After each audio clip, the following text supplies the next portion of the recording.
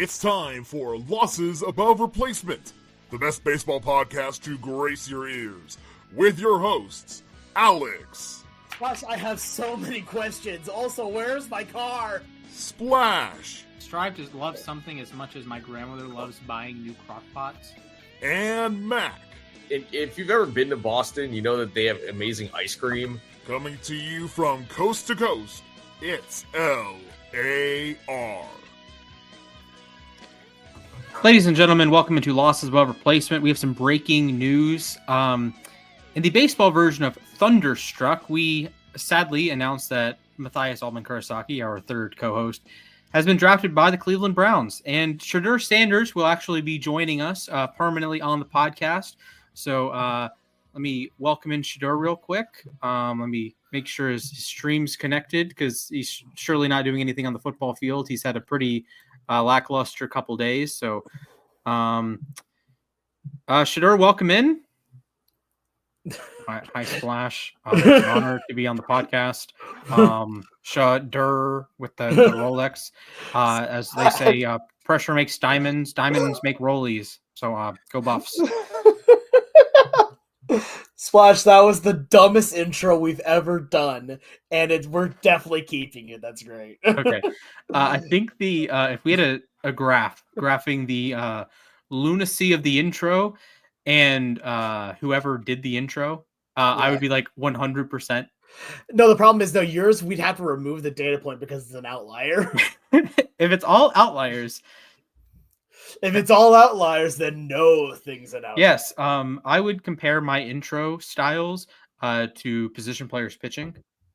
That's fair. It's fun. It raises the ERA. Like Alex and Mac have like pretty good intros, and then mine are like just off the wazoo. Just to be fair, we're gonna allow a bunch of runs today. To be fair, I've 100% stolen my intro from a very old game show. So, real. Well, Alex, how are you, pal? Elimination Challenge, great show. Anyway, please continue. How are you, pal? Oh, I'm doing good. Honestly, yeah, no, it's been a few days. I actually have the house myself for a weekend, so I can just kind of chill out, have a little fun. I actually, for those MLB The Show players out there, I just beat the extreme moments here while we're doing our pre-production meeting, the one that was the score 10 runs in one inning with the Diamondbacks against the Cubs. So I'm kind of riding high on that, I'm going to be honest with you. 10 runs in an inning. In any video game, it's very difficult, just with how baseball, like the luck of baseball. So yeah, congratulations, Alex. On my end, I'm doing all right. You have to go into work tonight. We're recording on a Saturday. We had to wait until Shedeur was drafted. Yes, that is true.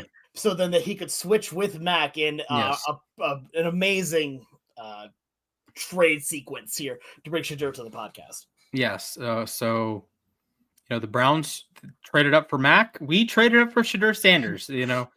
I still think the Browns got the better of that deal. Perhaps. I mean, we know Mac's a generational talent, man. That's true. He knows that ice cream is really good in Boston. That's true. And Shedeur will play in Boston, Foxborough, once every 3 or 4 years, maybe. Something like that. So, congratulations to all the draftees. The Ravens have had a pretty solid draft, from what I can tell. They drafted a Georgia player, which makes me. I don't love Georgia, but that's okay. Congrats. My guy Ashton Genty went number 6 overall. Yes, sir. The jersey is in the mail very soon. Congrats to my boy Cam Ward on going number 1, former Cougs quarterback. Hell yeah. Yes. What is more shocking? A former Washington. Ooh, take that back. A former Incarnate Wood. I thought it was Incarnate Word. It's Word. Oh, okay. Incarnate Word. Trust me, I got blasted on social media for that a little bit ago. All right. Incarnate Word quarterback going number 1 overall, or a Boise State running back going number 6 overall. The Incarnate Word going number 1 is. I feel like that would be true. Imagine if he came straight out of there, though. There's no chance. Yeah, that's true. There's no chance. Like you'll get an occasional like FCS guy. Or a D2 guy in the draft. Yeah, but they're usually like 5th, 6th round. Sometime. Yeah. Like I remember when the Pats took Kyle Duggar, top 40 out of Lenore Ryan. I think that's D2. Might be D3. I think it's D2. Or Quinn Miners was D3, 3rd round pick. He's awesome, by the way. All-pro guard for the Broncos. This is not a football podcast, but we spent 5 minutes. This is not a football podcast. This is a baseball podcast. Yes, it is a baseball podcast, and we shall start the baseballing with players who are not going to be baseballing right now.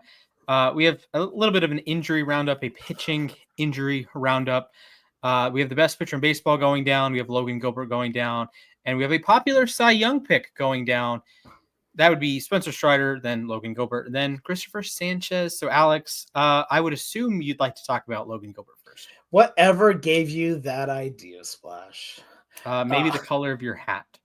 I mean, color of my hat for the YouTube audience, the logo that's right there, the Mariners thing that's right. There we go, making camera work. Yeah, yes. I definitely was not actually posting at that. But no, I mean, it's frustrating. Yesterday honestly felt like a fever dream from a Mariners fan perspective. First off, Dylan Moore gets a home run righty that was absolutely crushed. It was not a gimme home run. He destroyed that ball. Next, Logan Gilbert goes out after setting down the Marlins 1-2-3 in 29 pitches through 3 innings. That's okay, this dude's going. He's on track for a CG right now. And then he gets injured. No one talks about it, but a radio that eventually says that it was upper arm tightness here, and he is out of the game. And then Casey Lawrence comes in and throws 87 pitches. Yesterday just felt like a fever dream, and because Logan Gilbert's been pitching really well this year, already just shy of 1 WAR on the season. And he was making his case for AL Cy Young. I hope he is not as hurt as it could, because whenever you hear upper arm tightness or any tightness in that area, the first thing that comes to mind is a former player name, and Tommy John. You hate, and you do not want to see that happen. You hate to hear it. Here. However, there's been some good news that has come out of Mariner camp talking about this, saying that the damage looks like it's not as bad, but not zero. So there's hope that he's just going to need a little bit of time here, not require surgery. But if it's Tommy John, then he's out for the rest of this year and potentially all of next year too. Mm-hmm. Which is truly tragic. Yeah, unfortunately, there's not a player named Internal Brace. Yeah. That'd be a pretty unfortunate name. But yeah, it's tough seeing one of the best pitchers in baseball go down. Even if it's just missing a start, that sucks, and the Mariners have to, figure it out. You're still down George Kirby, and as good as the Mariners staff is, when you're dipping into that well of 6th, 7th, 8th starters, you have a chance to really struggle. Emerson Hancock so far is a 7.7 ERA. Although I want to go back on. I'm sorry to interrupt you. I do apologize here, but I want to make sure I clear some of the air about Emerson Hancock. That ERA is because of one game. His very first one where he did not make it out of the first inning. His last outing was actually pretty darn solid. So okay, fair enough. I'm sorry for interrupting you. Fair. I needed to get that out there. Yes, he has lowered his ERA from 81 to 7.5. But exactly, I mean, his a 3.27 ERA in his last 2 starts. George Kirby would be pitching better than that. Of course, he would. In all likelihood, 2 walks in 11 innings. George Kirby would never do that. But regardless, when you're dipping into these, like Emerson Hancock's made 3 starts. The other Luis Castillo has made multiple starts. Mm-hmm. You're dipping into that 6th, 7th arms. It's just not as reliable as Logan Gilbert, right? I'll hop over to the Braves. Spencer Strider is on the IL again, this time with the hamstring injury. I don't know if it's 2 weeks. I don't know if it's a month. I don't know if it's longer than that. It's a grade 1 hamstring strain, so hopefully it's not too long of an absence. But when you're Atlanta and you are already behind the 8 ball in a lot of ways with an 11-14 start, you are still last place in the division, by the way, because the Nats and Marlins have been competent. You're starting Bryce Elder. He's made 4 starts already. AJ Smith-Shawver has made 3 starts. And when you're already down, Ronaldo Lopez, who will miss most of the season, and Strider has made 1 start. Like, the number 3 starter for Atlanta is Grant Holmes. And that gets really screwy because it's hard enough having 2 or 3 like awesome pitchers. And I would have argued entering the season, the Braves had really 4 guys in theory that were top. I don't know about top 30 arms because I don't know where you want to rank Ronaldo Lopez, but Strider, Sale, and Schwellenbach to me were all like top 30 starters. Like they would be potentially the number 1 pitcher on a decent number of teams. And then Ronaldo Lopez, I thought, would be at least a good 2. Lopez is down. Strider is down again. So now you're just dipping into non-major league starting pitchers. Yeah. And Grant Holmes, great story. He has a 3.22 ERA. He's pitched fine. Bryce Elder shoved his last time out. AJ Smith-Shawver has had some moments, but it's really tough to get on a roll when you're starting a AAA level arm, and even a rotation as good as the Mariners, as deep as the Mariners. Yeah. The Dodgers run into this issue. The Dodgers have like 3 rotations worth of MLB pitchers, but at a certain point, you're going to roll snake eyes and you're going to get a bad start from the guy you're calling up from AAA. You're going to get a bad start from a Landon Knack, who is a 7 ERA right now, or Justin Robleski had a start, got shelled. Bobby Miller got a start. He got shelled. When you have 9 different guys, they've had 9 different guys take a start this season. Yeah, you get Yamamoto, who's been unreal. We'll talk about him later. Sasaki has had a 3 ERA. He walks everybody, but a 3 ERA is a 3 ERA. Dustin May's a 3 ERA. Glasnow's a 3 ERA. Snell, 2 ERA. A couple unearned runs there. But then your Knack innings, your Robleski innings, your Miller innings have really bit into what you're trying to do. And I think this is a good transition to Philadelphia with Christopher Sanchez, who will miss his next start on Tuesday with is it shoulder? I sure hope it's not shoulder. I really hope not either. The Philadelphia Inquirer has led me astray. It sent me to it feels normal again after throwing, uncertain when he will pitch again. Okay.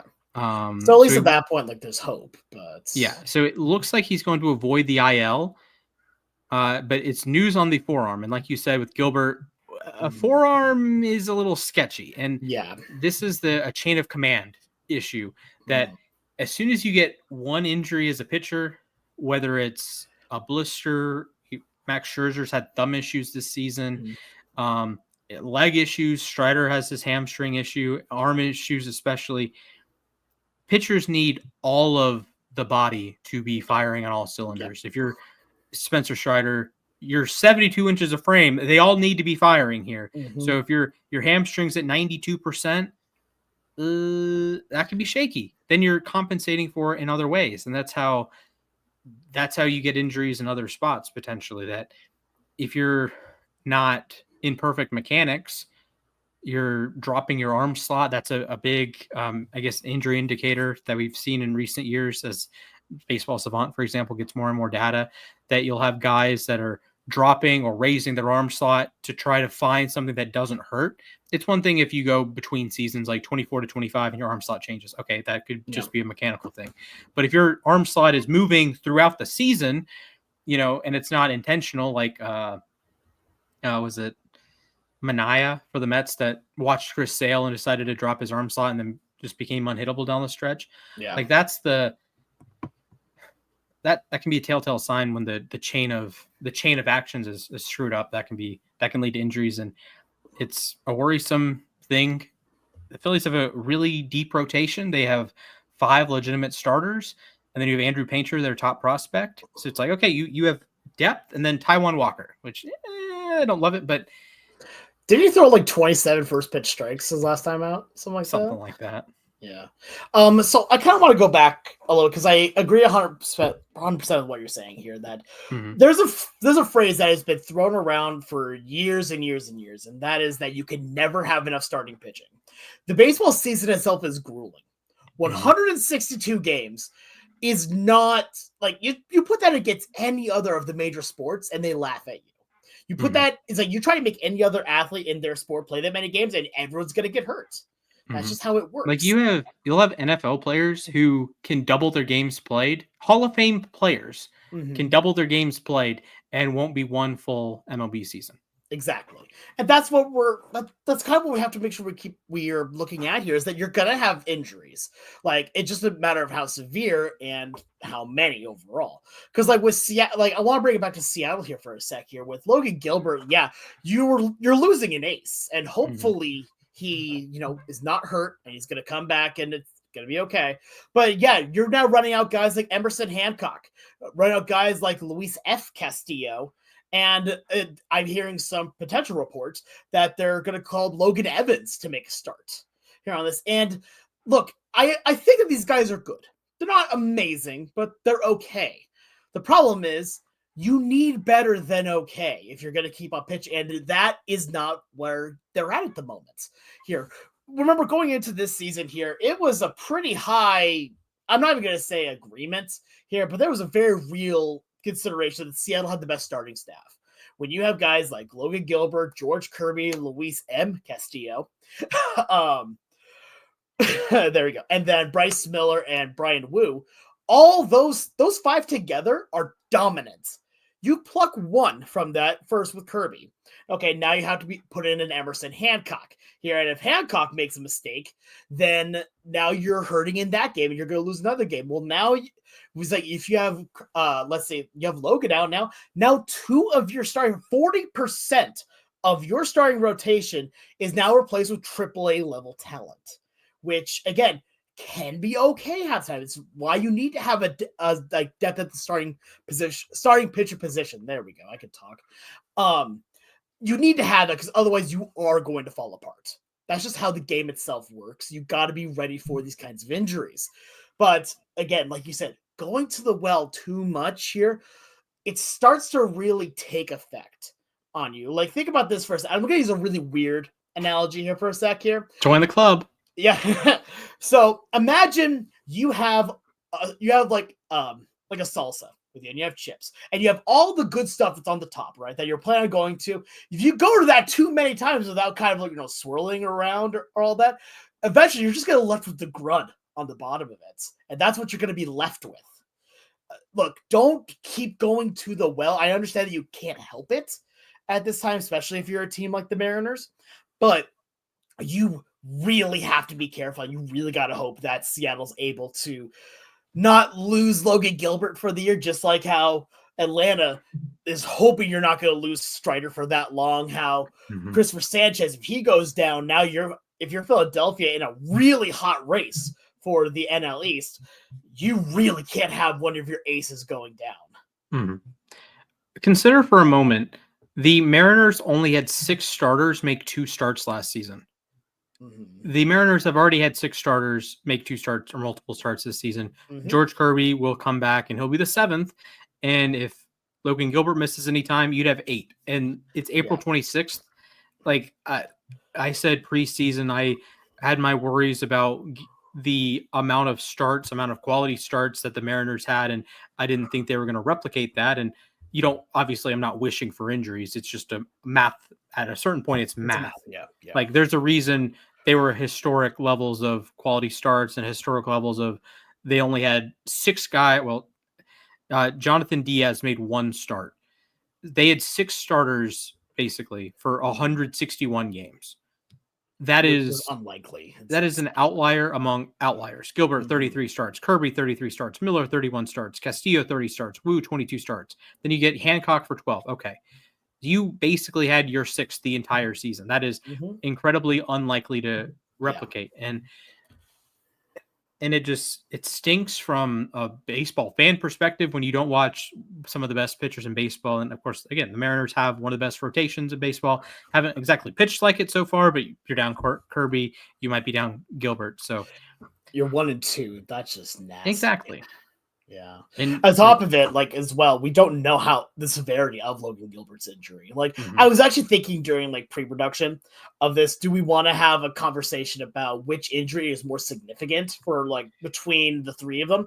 And the problem is, I don't think it's a conversation, especially with what we've heard so far about Spencer Strider, that's a hamstring, that's more like he's going to be back in a month, maybe. Yeah, something like that. You have Christopher Sanchez, which they've already said he's fine. He'll miss his next start, but he could one avoid the IL, and then we Yeah. don't really know with Gilbert. And with Gilbert, yeah, it could be anywhere from misses a start to misses this year and the next. Mhm. Like this one, the award has to go to Seattle on that. Mhm. My only pushback is where Atlanta is in the standings compared to where Seattle is. I mean, Seattle's competing for first right now. They're only half a game back of Texas. Like if this is like a war replacement, it's I think neck and neck between Seattle and Atlanta. I think Philly has the horses to maintain, and this isn't saying that Seattle and Atlanta don't have good pitching depth, but it's depth, right? Yeah. If you're Sanchez, he's one of the 4 horses, the big horses in the Philly rotation, and that's doesn't seem to be a super serious injury, and the Phillies are in a better spot than the Braves are right now. The Braves are a last place club. You are missing a player that both Alex and I said was the best pitcher in the National League entering last season.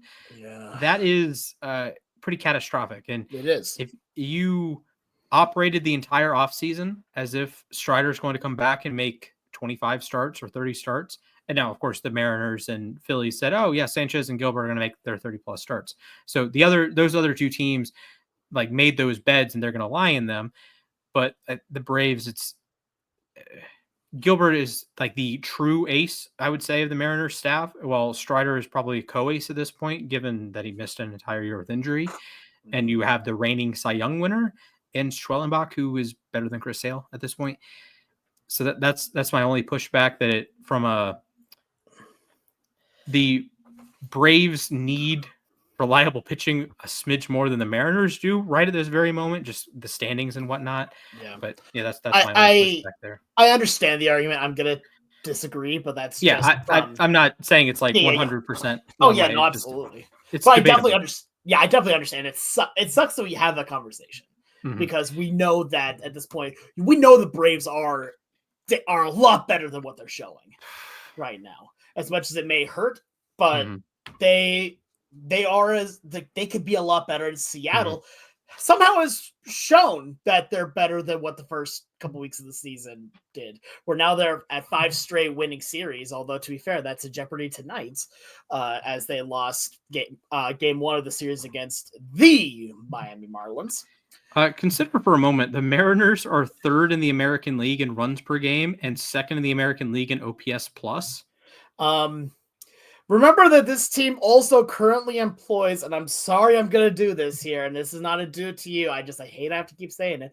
This team still currently employs Donovan Solano, whom, as much as I believe in him in the past, and I want him to do better, you can't really defend the fact that he has a batting average that closely resembles a jersey number, not from MLB Power Pros. Like, that's I'm sorry, dude, but he has 3 total bases and 40 plate appearances. Yep. And I saw one of them live. Unfortunately, that's better than Jock Peterson's doing right now. Yeah, it's insane. Like, here's the thing. Like, I really don't want to be mean to Donovan Solano. I know he is trying, and I know that he has done well in his past. Silver Slugger. But right now, it's just painful watching him try to hit. Like, right now he looks like Luis Arias who can't hit, which is not a great baseball player. No. And again, I mean, no disrespect. I'm just looking at what's happening with the team. Bring up Locklear. I'm sorry, just do it. All right. Well, okay, I'm going to go on a random little tangent, just a mini one here for a sec. We talked about with starting pitchers here that losing one creates a domino effect where everyone goes up and now you have a AAA one at the bottom of it. The Mariners had that in the offense somehow with Victor Robles when he had his injury here, which again, please heal up. Well, we need our boy.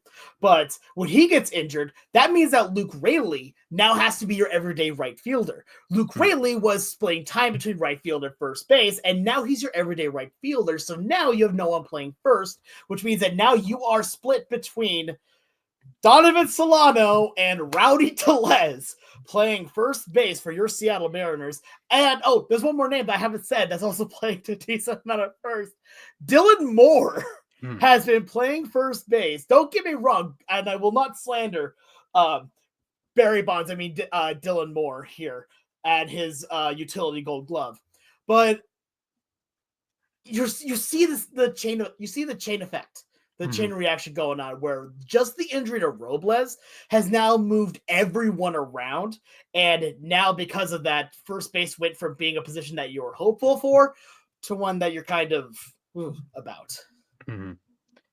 Well, from a sad conversation to a happier conversation, we are. I don't know how to say a new segment. I think we've done it. We've done this before. But we have a franchise trade cut, buy, hold, sell, that sort of segment. We have 3 players. We have done, we've each chosen 2 trios.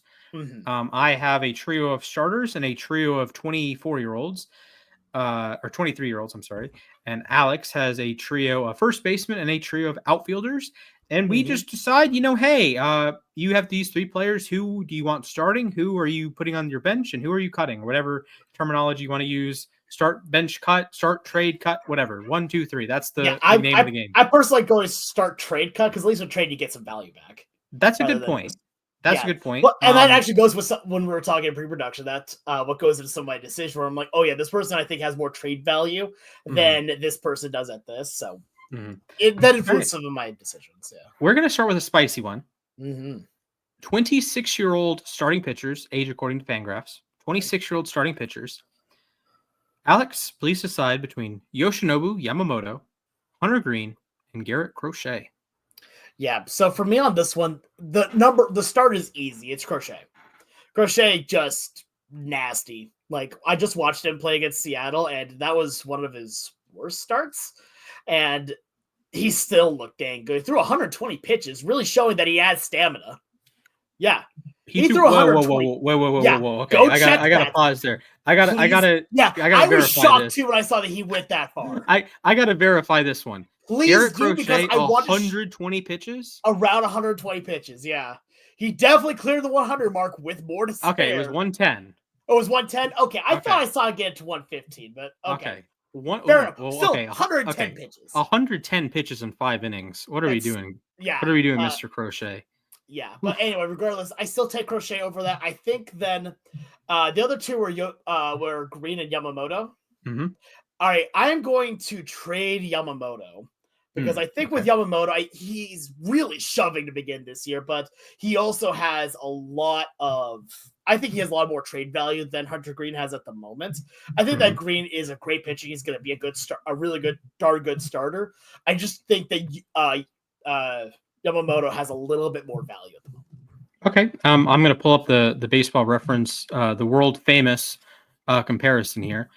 So at least this season, they've been balling. Can I zoom in, please? There you go. Nope, wrong direction. Nope. All right, so we're gonna zoom in a little bit here. There we go. For the so they've been very similar pitchers. Yeah. They all have a Green kind of got bombed by the Orioles in his last start on David Rubenstein bobblehead night. That's another discussion. That's a topic that should have been one of our segments. That should, it could have been. Yeah, like the Wars are right there together. They have a little bit of different shape in the production. Of course, Yamamoto has the huge arsenal. Hunter Green is the hardest throwing starter in the league with, I don't want to say minimal off-speed offerings or minimal non-fastball offerings, but he is a fastball dominant pitcher. And then Garrett Crochet, his difference maker here is that he's a lefty, and that lefties are nice. So I think this is a fun conversation. Yeah. I would think I would take I might take Yamamoto, honestly. Yep, that's honestly very fair. Yamamoto's got great stuff. He's a really darn good starter. You would take a look at the stats here we have pulled up again. You can see all this on YouTube at Losses Above Replacement on YouTube. Go ahead and give us a subscribe and a like. It's good times. Yeah, you could be our 1,000th subscriber. Yeah, the fact that we're nearing 1,000 is insane. Yeah, we're at 921, I think, as of this morning. Let's go. But anyway, you take a look at what he's got here, and he's done exceptionally well. Look, a 1.06 ERA is not only a scoff at, but even more than that, the 356 ERA plus and a 32.6 K rate that's nuts. So you have every right for putting Yamamoto number one as well. Yeah, I think there's really high upside with all three of these pitchers. I think none of them have reached their true ceiling yet. And like I said, they all get there a little bit differently. Green and Crochet, I would classify as more power arms, especially Green. And then Yamamoto can dial it up, of course, but he's, to me, closer to like the Max Fried type, that the velocity is not like the velocity is like the side dish. The repertoire, the pitchability is the entree. And then of course you have like Paul Skeens, who just gives you like steak and lobster. That might be the best. That is like one heck of a that's surf and turf right there. Yeah. So Paul Skeens is like ordering a double entree. I love it. It's like everyone is going to McDonald's. Well, he's ordering at Red Lobster. Yes, he is ordering the filet and the fish. The filet and the mignon. Yes, that's a good one. All right, Alex, we'll throw it over to you. What is your comparison? All right, so I got a bunch of outfielders here for you. Okay. Here, for these outfielders, I wanted to go with fairly young guys, but very different profiles amongst them. But it's a little similar in maybe the speed category here. Sure. So your three options for start, trade, cut are Pete Crow Armstrong, Corbin Carroll, and Young-Hoo Lee. All right, this is a fun one. I got the graphic pulled up here.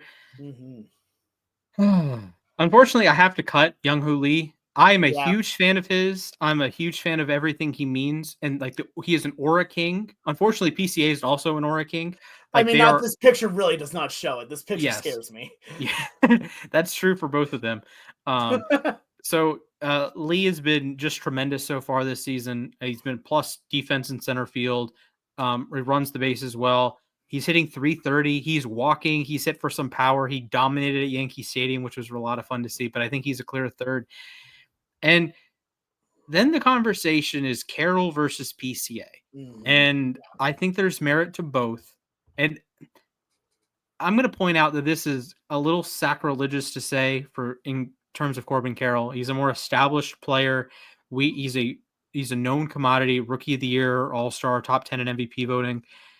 And then last year he was awesome in the second half. I spurred that, by the way. So Corbin Carroll, I know you have a contract extension. Can I have like 1/10 of 1% of that? Please, Sam. I would like to pay off a lot of debt. Yeah, that'd be great. So your profile here is comparing. They're both plus speed. I think they're basically going to give you equivalent base running value. Yeah, they'll be like 1 and 2 or 1 and 3. If you look at like Fangraphs base runs, they'll both be like top 5. Oh, easily. So, and that's even with guys like Ellie De La Cruz that's out there. That's with some great base runners across the league. They are 2 plus base runners, speed and savvy and whatever attribute you want from a base runner. They both are elite at it. Yep. Now you're discussing: do you want Carroll being a good right field defender or passable center field defender, but being an awesome hitter, or PCA being an unknown as a hitter with some major whiff, but a all-world defensive center fielder? Right. So if we were having a strictly WAR conversation, I'm actually leaning PCA a little bit. Like if I had to guess rest of season who has the most WAR, PCA is a pretty solid bet to me, especially if the wind is blowing out at Wrigley Field. Yeah. Like 5 homers for PCA. Like he's a guy that was considered, he's a defense first player. This would be like if Darren Erstad suddenly hit a bunch of bombs, or Michael Bourne suddenly hit a bunch of bombs, right? Or, pick your favorite Gary Maddox if you're from that ilk. But Carroll, I think Carroll's the pick. Just a sensational player. The speed is great. The bat speed from his frame is ridiculous. The whip he creates in his swing, the torque is insane. Yeah, and it hits lefties too, which is a plus. He doesn't have the same swing and miss issues. I trust that he will be a good hitter, potentially great hitter. PCA, if he's a 100, you enter the season and if you say if he's a 100 OPS plus bat, that's a plus. Carroll, if he's a 100, that's a disappointment. So I'll take Carroll. But if you're just WAR, if we were drafting a WAR draft today and it was outfield agnostic, I might take PCA over Corbin Carroll. I think they're both would be my top 10 picks. Yeah. Yeah, and it feels kind of bad because, again, Young-Hoo Lee is an amazing player. He's so much fun to watch. Like, watching him play is just, fun is the best way I can describe it here. But I have the same conversation with you, like the same conversation that you did between PCA and Corbin Carroll. And for me, I give the edge to Carroll. I think that Corbin Carroll as a player is so interesting to me because he has the speed, he has pretty solid defense, and he's got power to boot. He has all the tools. It's just about putting them all together. We've seen what happens when he does.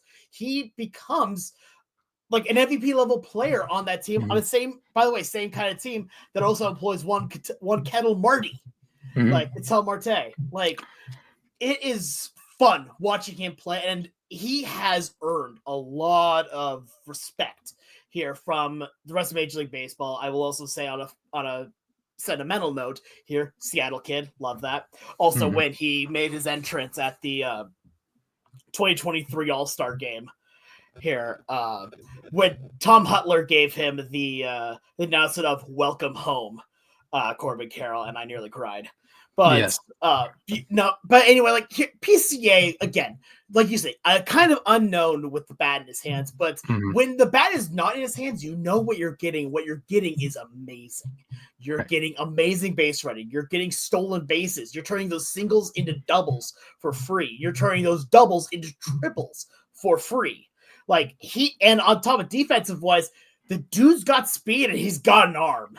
The dude can hurl it. I don't know if you've seen his throws from center. Oh, he's a hose. Like he's like not built like a traditional like I have a hose, but he has a hose. Like six flat 184. He's not like Jose Guillen. He's not Vlad Senior. He can throw the baseball. Exactly. So I think overall I have to give it to Corbin Carroll. Also, the one thing, like you said, you don't like this as much, and I'm kind of on the same path, but I do value it at least a bit here, and that is the fact that he's already been in the big leagues for a bit.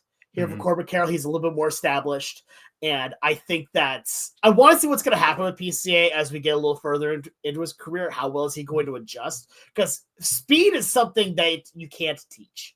You can teach fundamentals with base running. You can teach, good mechanics in the outfield. You can teach hitting, kind of. Depends where you're at. Yeah. You can't teach speed. Speed is something you work on and you're gifted with. So, with that being said, though, I go with Carroll. Yeah, it's a fun one from like a WAR conversation. We've all seen the graphics. We see them get posted. We have the Ryan Howard versus Nick Punto. This week was Brett Gardner versus Don Mattingly. I have a defense for Brett Gardner. Okay. But people I had one that would you rather have Chipper's career or Griffey's career? Because they're like a WAR separate, same time span, number one picks, Hall of Famers. Any time span other than the entire career, Griffey wins on WAR. But if you go the entire career, which includes a final season for Chipper that he was good and a final season for Griffey that he was well below average, then Chipper takes the lead. So that's the only argument for Chipper is you have to have the entire career. So I'll say one thing real quick here. This may be a clip that we use for YouTube here. Speaking of Brett Gardner, I have one memory of him that is not even real. It's not even real. It's from the Bigs 2 video game here, where he had legendary fielding in that game, which meant that you were making insane catches. And one of the times you play a World Series against the Yankees. And I always referred to him as the robot because he made every catch automatically. Like, I think of those like spectacular catches, he was like 12 for 12 on them, robbing extra base hits. And I'm like, I can't beat this guy. And so I was scared of him for a while. And then I see, in real life, he's still making good plays, but not at that level. I'm like, okay, this man is actually real. Yeah. The Chipper Griffey conversation might be a fun one to have in the offseason another time. Oh, absolutely. I think we've had it before, but I'd love to have it again. I feel like we've had to at some point, right? Yeah. Because like I said, if you break it down into any year chunk, 1 year, 2 year, whatever, all the way up to 20, other than 20, it's Griffey. But if you go 20, if you go entire career, you can make an argument for Chipper. Yep, exactly. So question number 2 for you, Alex. Mm-hmm. We have Ellie De La Cruz versus Wyatt Langford versus Christian Campbell. 3 23-year-olds. So I'm just going to start out with the obvious. Well, in my opinion, is the obvious. I'm starting Ellie. Ellie is just a freak athlete. Man, watching him play the game is electricity personified. Okay. Like, that's what he is. That's what he does. It does get close between Wyatt Langford and Christian Campbell, but I think I'm pretty set with what I'm thinking here. I am going to trade Wyatt Langford. Mm-hmm. I think that he is a fantastic player as well. Him with the bat in his hands is scary. The dude can just flat out hit. I mean, an OPS of 1129 so far in the season, OPS plus of 228 here. The dude is awesome. Christian Campbell, I am cutting purely because of the unknown. We don't know fully what we're getting with Christian Campbell. And the funny thing is, he's the only one that's been extended. Yeah, which one of these guys has been on the cover of a video game. One has been extended. The other is Wyatt Langford. It's jeez. Oh, like, man. It's you don't know what you're getting with Christian Campbell yet. I think he's going to have a pretty darn good career overall. But if I'm choosing one to build around, as well as, from an owner standpoint, I think Ellie puts in more butts in seats. Yeah. But at the same time as well, Ellie is just such a phenomenal player. Like, I just can't wait until he puts all of it together. Because he has the power, he's got the speed, he's got a cannon of an arm. Here, it's just about, can you play very solid shortstop, and then can you turn the power and contact into the same thing for a bit? Yeah, and if you just look at like the shape of the WAR this season, Ellie plus base runner, plus fielder at short, Langford a plus fielder in the outfield. Campbell has been a minus fielder. He's played a little bit of everywhere. Langford, of course, the big plus with the bat, 228 OPS plus so far. I agree with you. I think Campbell is the easy cut. Unfortunately, this is a group of like really talented players. This is not definitely. This is not Campbell getting benched for Jed Lowry, with all due respect to Rates and Barrels legend Jed Lowry, another former Red Sox. I think I'm still starting Ellie. Langford is like the really high prospect pedigree. He dominated in the minors in 2023. Then last year was a bit of a disappointment, I would say. But he was arguably the best left fielder in baseball for the last half of the season. So that's not a zero. He was one of the best base runners last year, one of the best defensive outfielders. He was plus 14 DRS. He finished with a 112 OPS plus. He got to some power. He had 16 homers, 19 steals. So I think it's still in there. Like, if I had to bet on one of them to win an MVP, I think it would be Ellie. If I had to bet on one of them to make the All-Star game, okay, take that back. Yeah, if I had to bet, if I had to bet on one to be at an All-Star level, I think I would go Langford. Ellie gets the benefit. Granted, National League shortstop is a very deep spot. Yeah, for context, Francisco Lindor, as a Met, has not made the All-Star game. Part of that is Francisco Lindor's the shape of his seasons. They like being thick in the back, if you will. So I think like if you had to, who would be a 5-win player? Langford maybe by a hair, because he's a plus base runner. He's a plus fielder. Not at shortstop, but I think the ceiling as a hitter, not the ceiling, the floor as a hitter is higher. Ellie just has a lot of swing and miss still. This season he's at a last year he led the league in strikeouts with 218. His strikeout rate is down 0.5 percentage point. So he still walks. That's good. He's played plus defense. That's good. He's stealing bases. He has 10 steals. only 2 caught. He still hits the ball hard, 51% hard hit rate.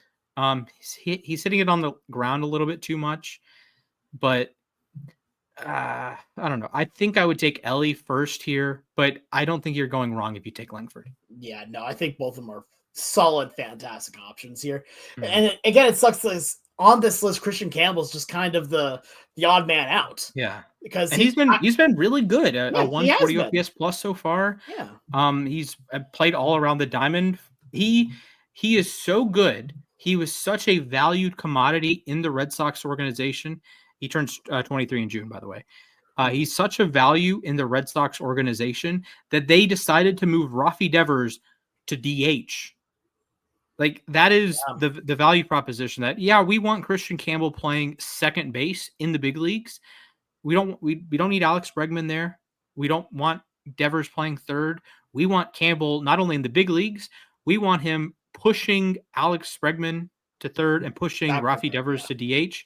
And we're going to play him over Yoshida as like a value proposition. If you're deciding between Bregman at second plus Devers at third plus Yoshida at DH versus Campbell at second, Bregman at third, Devers at DH, the Red Sox have said, yeah, we're going to take Campbell in our lineup. He's played some center this season. He played it in his most recent outing. He's played a little bit of left. He hasn't been great defensively. He's been fine, passable, but like there's value in him sticking at second base, and I think there's value. The Red Sox have decided, he's going to be under contract with them through 2032. He could be under contract with them through 2034. Not a real year. I'm just saying that, not a real year. But a real year, yeah. It is encouraging to me that both Ellie and Campbell have made some adjustments to their profiles.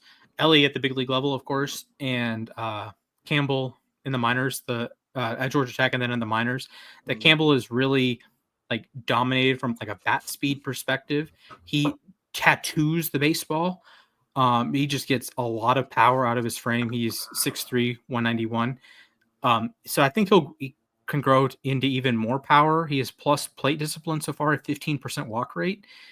So that is a really potentially dominant profile, especially as a second baseman. Like, what second basemans are walking 15% of the time with plus power? Yeah, I'll take that. Then again, Ellie is walking a plus, not 15%, but he's around 10%, playing a perfectly good defense at short with obscene tools. Yeah. So if he, figures out his switch hitting ability, he is much, much better from the left side than the right side. If he figures out a little bit, if he cuts it down to 25% strikeout rate, like strikeouts, like we can get a little carried away with the strikeouts. 30% is getting to be untenable. If you're 25%, okay, fine. You're around league average, but 30% getting to be untenable. So trim the strikeouts a little bit, rein in a couple of the errors, and you have like a guy that could win multiple MVPs in a league with Shohei Ohtani. Yeah, it's a fun conversation here to go with. So we'll go into my last one here. Sure. And talking about Donovan Solano here got me thinking about good first baseman. And so okay. Sure. Well, it got me dreaming of good first baseman. But I have three for you here, and I want to get your take on these three. And I'm not going superstar levels with these. Okay. I want to go a little bit more kind of under the radar, but still good. Still pretty darn good. Sure. So first off, with first baseman, we have the Pasquatch, Vinny Pasquantino. You have oh my gosh, I just blanked on his first name. We have Soderstrom. Tyler Soderstrom. I was trying to say Jake. I'm like, I know it's not Jake. That's Tyler Jake Soderstrom, Wilson. Thank you. And Josh Naylor. Those are my three here for start trade cut. Okay. Well, Soderstrom, of course, leads the majors in homers right now. Yeah. This is like buying him at the peak and buying Pasquantino at the nadir here. Mm-hmm. Then Naylor's sort of in between. Naylor's the oldest of the bunch. Soderstrom's 23. I think I have to. This is a tough one. Okay. I don't want to overreact too much to Soderstrom being, Barry Bonds so far. The 620 slug, we like that. Mm-hmm. They're all fine defensively. I feel like the easy answer would be to trade Soderstrom because he would have the highest value. Yep. So if I'm tell you, that's where I'm interested at. in building the best team, I don't think Soderstrom is so much better than Naylor or Pasquantino. I don't think Naylor and Pasquantino are elevated in their ballpark situations, especially Pasquantino.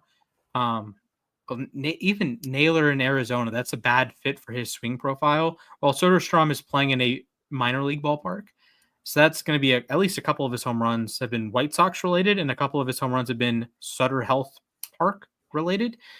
So I think I'll trade Soderstrom, recoup the value, and hopefully I'm in a better hitting ballpark than Arizona, at least for Naylor's profile. I know they play at a reasonable elevation, so that helps.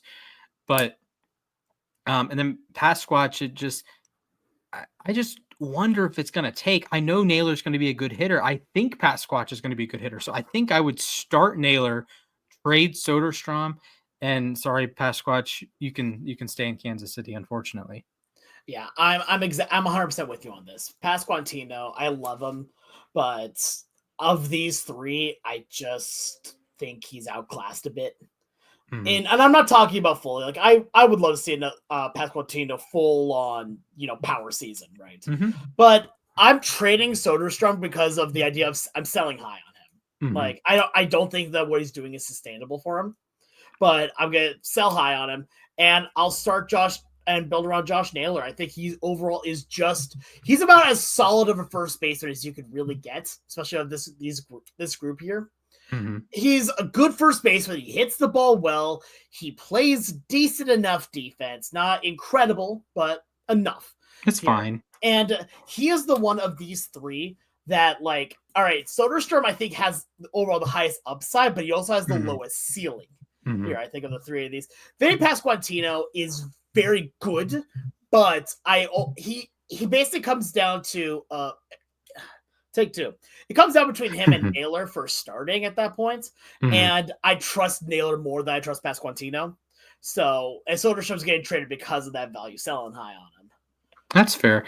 I will point out that Soderstrom has been playing left field recently, so Gosh, we'll see how that goes. I use MLB.com for the positions. No, that's fine. Soderstrom is like officially the A's first baseman this season. Like he has on Baseball Reference, he has the asterisk next to his name. But yeah, he's been playing some left field to get Nick Kurtz into the lineup. So congratulations to one of the newest players in Major League Baseball. Mm-hmm. So yeah, I think that was a fun segment. I agree. I like that. If you guys like that, let us know what you guys think on Twitter or on YouTube here. Let us know who would you start, trade, or cut from these. Do you think that Tyler Soderstrom needs to be built around? Like people need to build around him and all that. Please let us know. Do you think Christian Campbell is the best of the bunch? That I would be interested in hearing the argument. I would love to see that argument. I will let you talk it through with me. Yeah. I think Langford and Ellie have shown a little bit more at the major league level, but if you think the prospect pedigree is so good and you think Christian Campbell, it's sort of like the Jalen Hurts method or the Kawhi Leonard method, that he's just going to keep getting better and better and better, there's no ceiling, fine. I'd like to hear it. So Alex, I heard through the grapevine, might be from you, that you have trivia today. I do, in fact, have trivia today. The birdie that told you was correct. Here, okay. So thanks, Bird. What's cool here is that it's just also podcasting. No Mac, he's off doing fun things. Here, so Bird is I'm the biggest bird. Anyway, it's just you and I. Did you know that Big Bird was going to be on the Challenger? Oh, that's dark. Very dark. Yeah. Yes. Very, very. Alternate History Hub made a fascinating video about it. Check it out. It's a little dark, but Big Bird. Yeah. Yeah. Anyway, on to happier topics. It's just you and I on the podcast saying, something that we share. It's a love for MLB Power Pros 2008.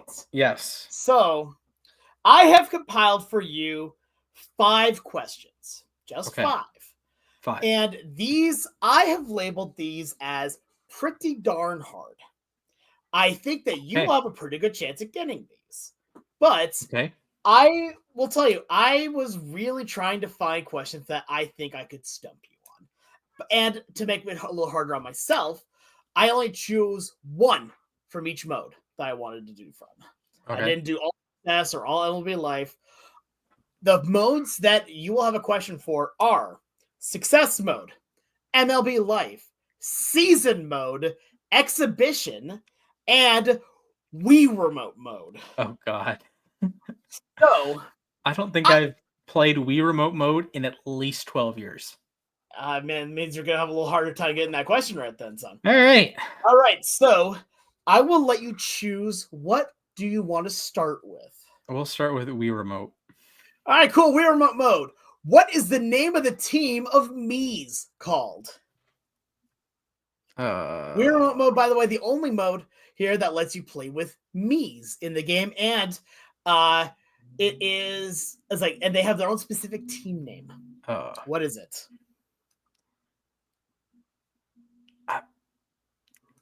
I'm gonna just say the Powerfuls. That's so close. It's the Powerful Controllers. Oh no! You were as a first shot in the dark guess. That was pretty darn close. Wow. Okay, tough scenes. Okay. All right. Where do you want to go to next? We'll go season mode. Season mode. All right. Players from success mode can appear in season mode here through the register feature. Where do these players go?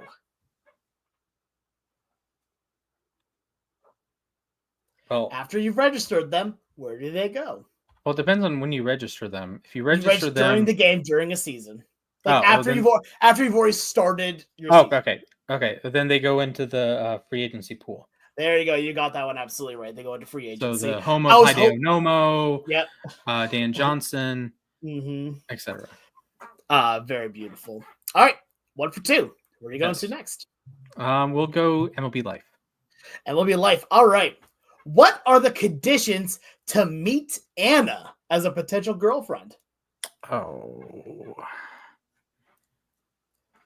I'm not telling you anything more about her because I will give it away. I want to say she's the charity chick that if you donate a certain amount of money or you not even it has something to do with charity, donating money, doing the signing balls and bats and whatnot for kids, going to those events. Okay, is that your answer? Yes. I'm not going to give it to you, but you're close. So you are correct that Anna is the charity worker. But in order to get her as a potential girlfriend and all that, is you have to donate around $100,000 through either anonymous donations or through your donated charity from your own stats. Okay, I will. I'm going to give myself that one. Okay, you give yourself that. I was looking for the exact number of 100,000. Oh, okay. But if you want to give yourself that's yes, I'm giving myself that one. Fair enough. Because I told you, I made these hard because you embarrassed me on the LV Power Pros board I made for you last time. Okay. So, all right. Let's go to success mode. All right. Success mode. My personal favorite, I believe, potentially yours too, or is your season? Probably season. Fair enough. Well, I've been going through major withdrawals. Fair enough. I may play it on stream today. We'll see. Anyway. Fun. In the Marvin's Paranoia random event final scene, Marvin tries to break the game logic by giving you 6 items. Name them.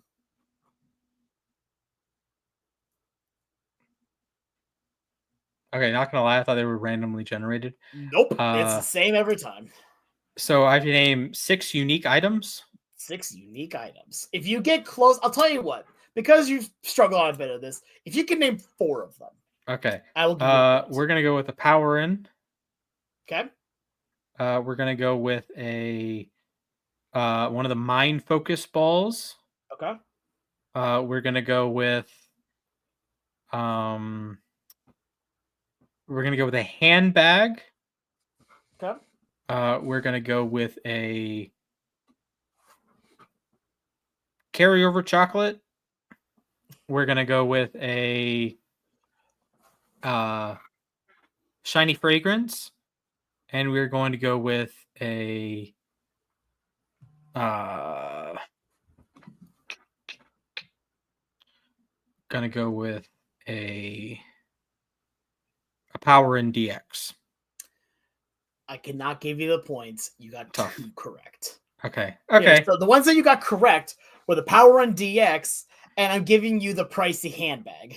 Okay. Because that's the last one he gives. The other items that Marvin gives you are a Power Run Special, candy, a chocolate sponge cake, not the carryover chocolate. Okay. And the discount coupon. Oh, okay. So yeah, I love that event. That's honestly one of my favorites because it's just Marvin freaking the hell out. Like I'm in the simulation. What's going on here? And look, here's the thing. He's completely right. He just can't know it. It's brilliant. Imagine how like sad it must be. Like if you're the secondary character in like a career mode. Oh my gosh. Like if you're the I played a lot of NBA 2K. Like if you're I forget what his name is, but like if you're the like the nemesis of the main character. Oh, yeah. Absolutely. Like Jackson, it's like Jackson something. It's not Jackson Dart, new Giants quarterback. It's like Jackson Allen or something. Mm-hmm. So yeah, it must be tough being like the second banana in a like being Marvin. Yeah, exactly. And being Marvin in every simulation. On top of it, I just love the idea of he's like, I don't remember anything I did before we got to AA baseball. I don't remember anything of past hopes and dreams. Yeah, that cloud there has always been there the same. A hamburger. Hamburger. All right, Alex, close it out. All right, close it out with the exhibition question. Okay. And this is not so much about the mode exhibition because there's not much to work with there. I'm 2.3 out of 4 right now.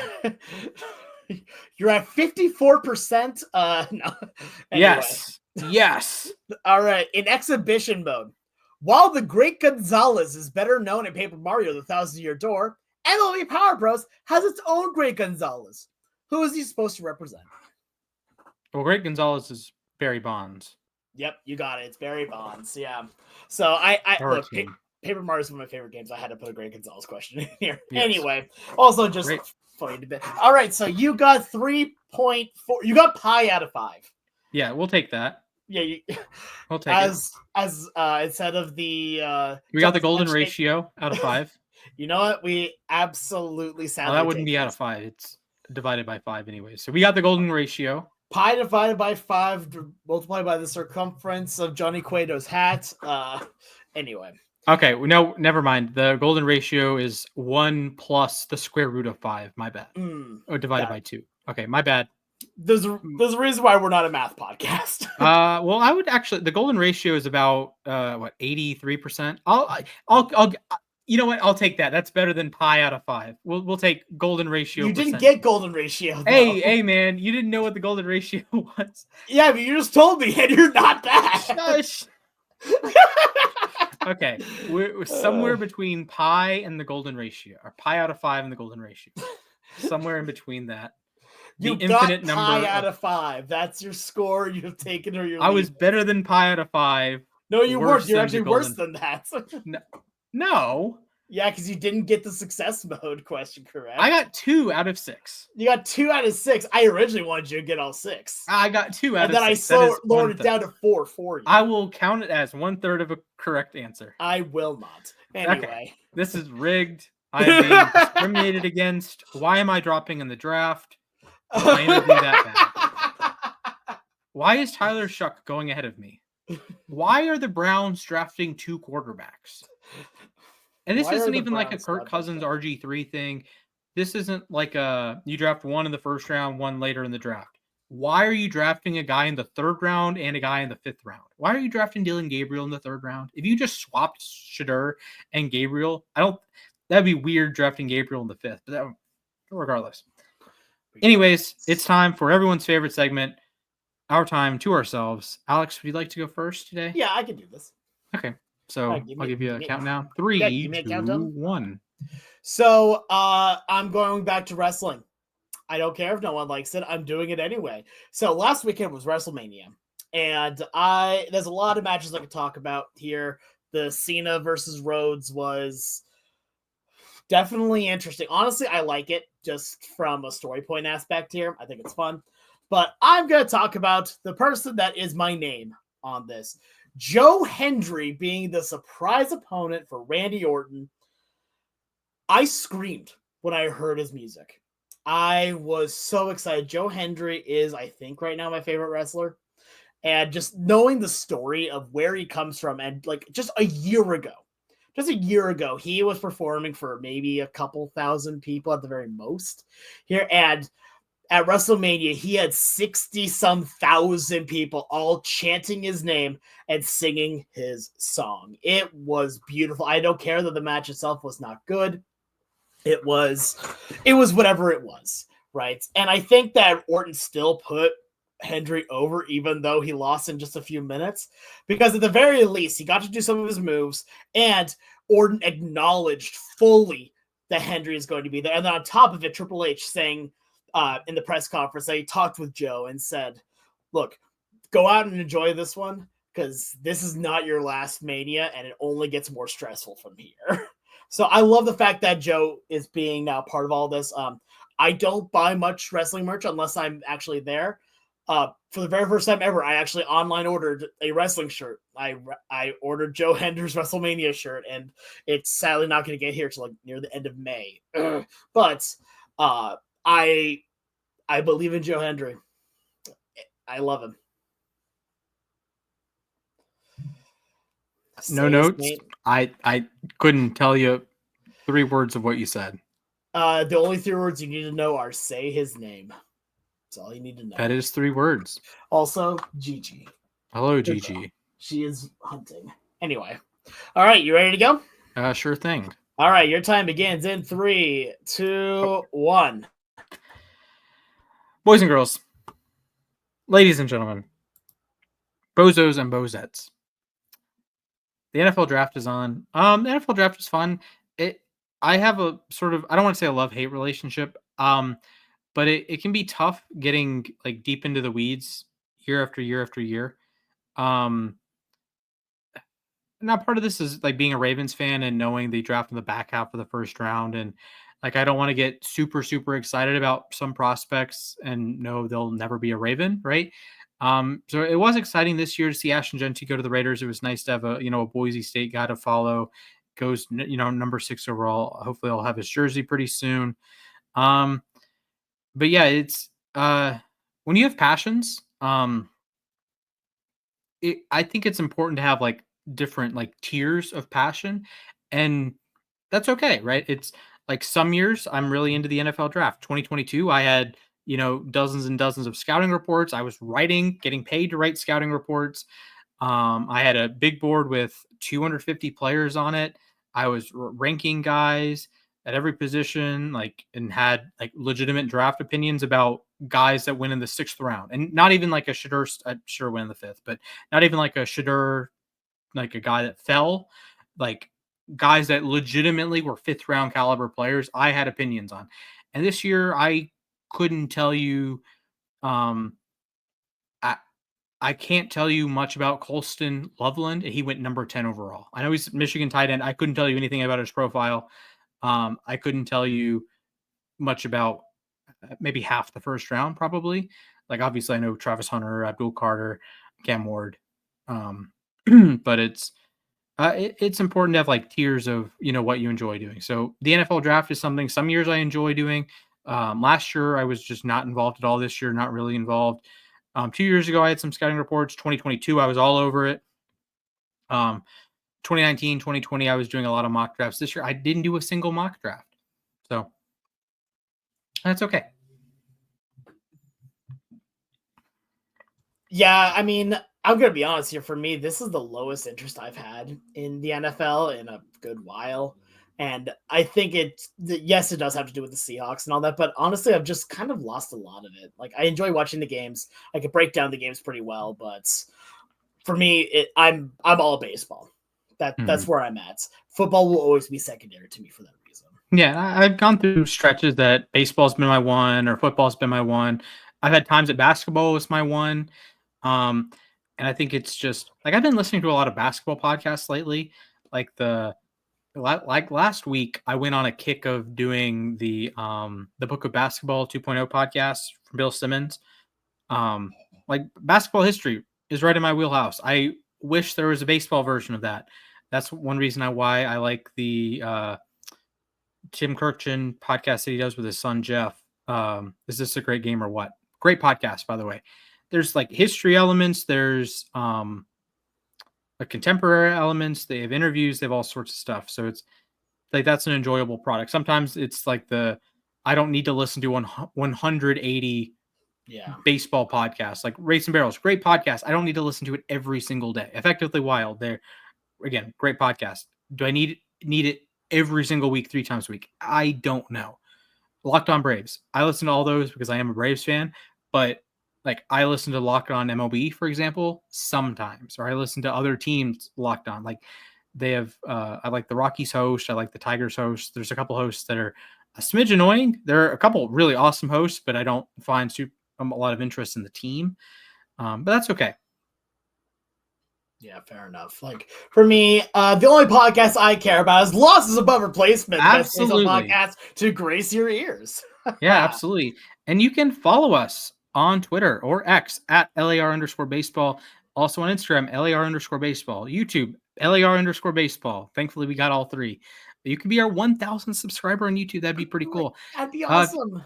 If you want to follow along with what we're doing, you can follow me at Mr. Splashman19. You can follow Alex at the Sports Guy 242. Mac's not here. He's on the Browns, but you can follow him at Matthias_A_K. Sorry, Shador. I don't know what your Twitter handle is. I think it's just Shador Sanders.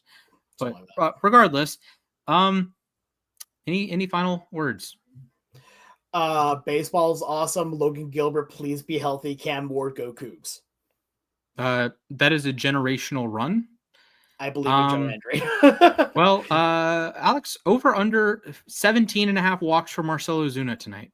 Oh, you gotta smash the over. I think so too. It's like every plate appearance he walks. So exactly. We're gonna walk our way out of here. We'll see you next week.